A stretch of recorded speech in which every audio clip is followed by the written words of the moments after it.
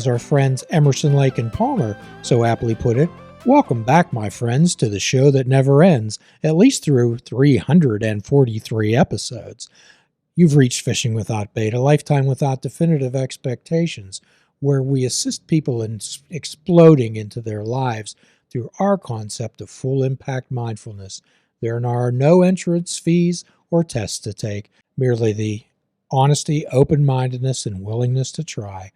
Welcome aboard and let the adventure begin. I'm Jim Ellermeyer. I'm a behavioral health therapist, and today, as per usual, we're joined by our good friend, co-host, and producer of this program, Mr. Mike. Hello, Jim. Good to be back with you again. So we were discussing before the show, you being a gamer. Yeah, a little bit of a gamer. I might have just upgraded my console for the first time in a while. My first new in-box console since 2007 I picked up this week, actually. Super. I'm glad you're being good to yourself, Mike. And the purpose of video games, what you get out of it is? Just a little bit of escape, a little bit of interactive story, just a little bit of detaching from the world for a little bit. Detaching from the world a little bit. So when you play the game, you accumulate experience points, do you not? Yeah, but in a lot of games, you can kind of do experience points and kind of level up and become a little stronger, to beat the big boss at the end. So you play the game to gain experience points. Yep. And you need experience points, a certain number of them, to level up. Absolutely. And what does leveling up mean in a video game, Mike? Usually it makes you stronger, gives you a little more powerful, more hit points, more special skills, if you will. When you play the game, in order to advance, you need to level up. Mm-hmm. However, to level up, you need to gain experience points. Yes. And to gain experience points, you need to play the game. Yes. So it's kind of a reverse connect the dots. Yes. And we equate that much to life, Mike. Mm-hmm. When we want to accomplish something, we need to level up, whether we need to gain a new skill, get involved in a new relationship, get a new job. We need to level up in order to reach that goal. Mm-hmm. Mm-hmm. And in order to level up to reach that goal, one in life needs to gain experience points. Right. And right. to gain those experience points, one needs to live one's life mindfully and on purpose. And as our 343 podcasts will show, through Full Impact Mindfulness, we're assisting people in being present in their life and actually being a human being rather than a human doing. Mm-hmm. So tell me about some of the experience points that you've picked up just over the last few years, Mike. Well, I often say that a lot of things that we do with the video production things, we are learning from our mistakes and building and doing, several different tasks, from here in the studio like we do here to, out in a field or different venues and things like that. And that all kind of grows and we learn from it and become better professionals because of it. So the only way that one can gain wisdom is through experience. Absolutely. I mean, you can read and prepare and listen to people as much as you want, but until you are able to apply those things, they don't stick, right?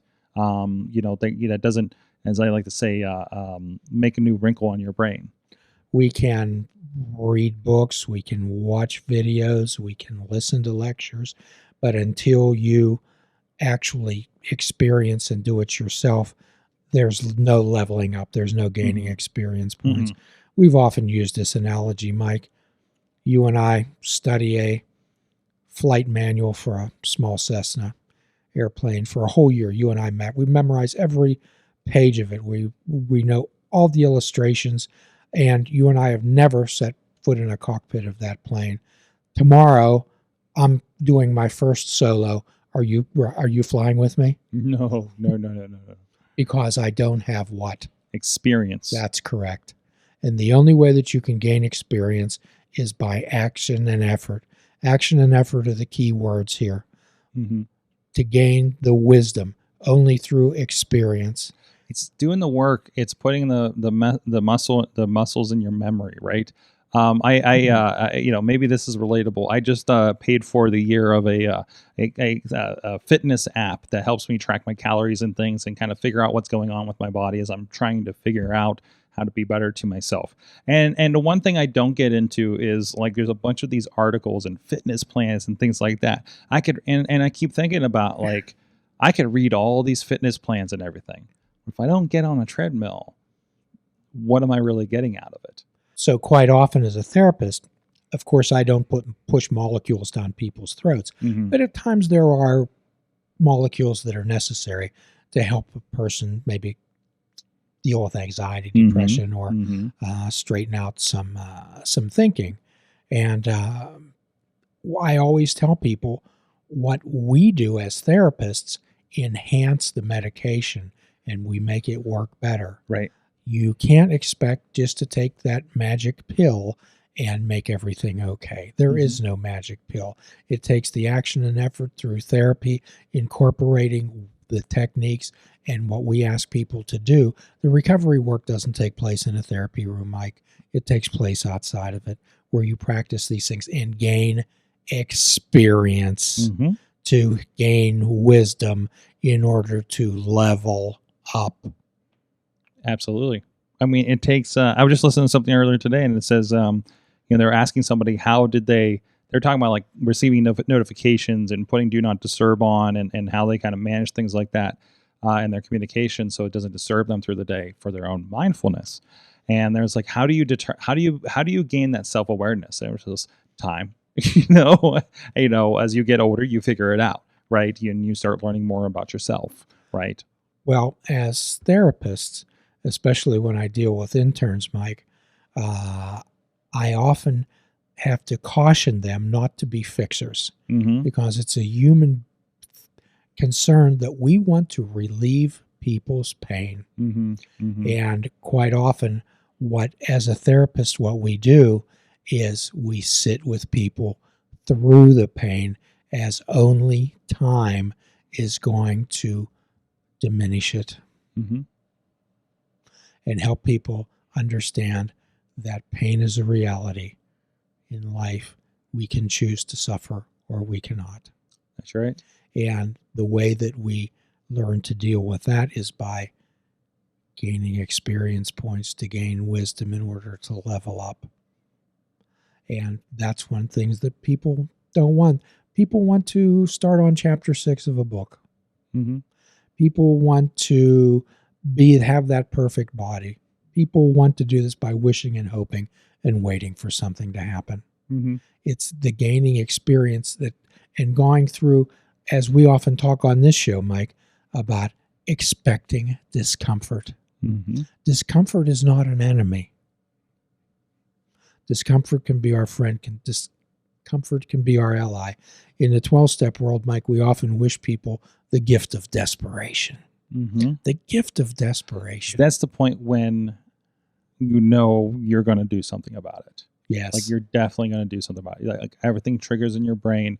Nothing is distracting you from the things that aren't allowing you to accomplish that goal. That's correct. Labeling and identify them and accepting that they exist. When we accept that they exist, then we can take the action and effort to deal with them. But we can't go through our life denying. Nope. Denying, avoiding, justifying. Those are three of the greatest defense mechanisms, or what we like to call in my world is fundamental attribution error. Fundamental attribution error is you see somebody driving down the road 95 miles an hour. Your first thought in their mind is, well, that person must be crazy.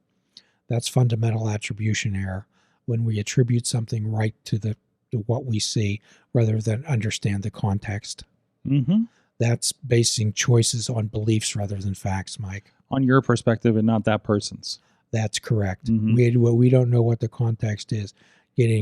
Understanding, making our decisions on facts, not beliefs. This guy in this car is such an asshole. It's like, you don't know what they're dealing with. You don't know. Idea. You don't know what they're going through. You don't know why they got into this point. We have no idea whether they're taking someone to the hospital. We have no idea whether they're rushing to a loved one. We have no idea whether they're police officers. going to scene of a crime or to help someone. Mm-hmm.